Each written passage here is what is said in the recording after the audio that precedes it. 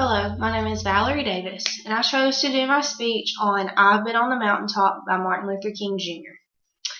The occasion of the speech was the city of Memphis's sanitation workers were striking. The speech was considered to be great because King was seeking to restore nonviolence back into the movement of Memphis.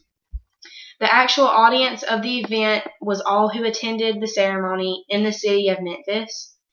The implied audience of the speech was the general public. The message that King was trying to get across in his speech is no matter how hopeless or discouraged you are, keep pushing through because God has a light at the end of the tunnel. The speaker mostly uses pathos and logos to make his point.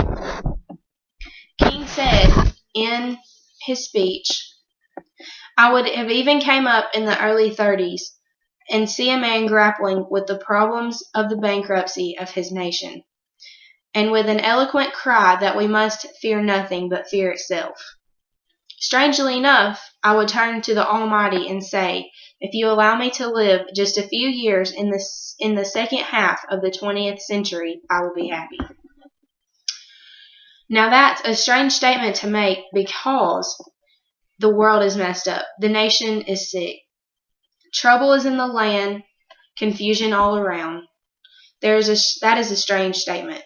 But I know somehow that only when it is dark enough you can see the stars.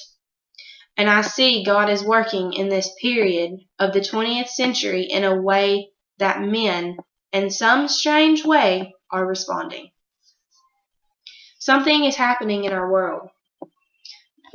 The masses of people are rising up. And whenever they are assembled today, whether they are in South Africa, Kenya, Ghana, New York City, Atlanta, Georgia, Jackson, Mississippi, or Memphis, Tennessee, the cry is always the same. We want to be free.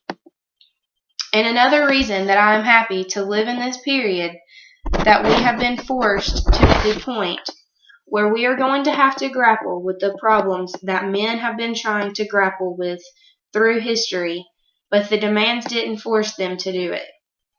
Survival demands that we grapple with them. Men, for years now, we have been talking about war and peace, but now, no longer can they just talk about it. It is no longer choice between violence and nonviolence in this world. It is nonviolence or non-existence. This is where we are today. And also, in the human rights revolution, if something isn't done, and done in a hurry, to bring the colored peoples of the world out, their long years of poverty, their long years of hurt and neglect, the whole world is doomed. Now, I'm just happy that God has allowed me to live in the period to see what is unfolding. And I am happy that He has allowed me to be in Memphis. I can remember when Negroes were just going around, as Ralph said, so often scratching that they didn't itch, and laughing where they were not tickled. But when the day is all over, when we mean business now, and we're determined to gain our rightful place in God's world. Thank you.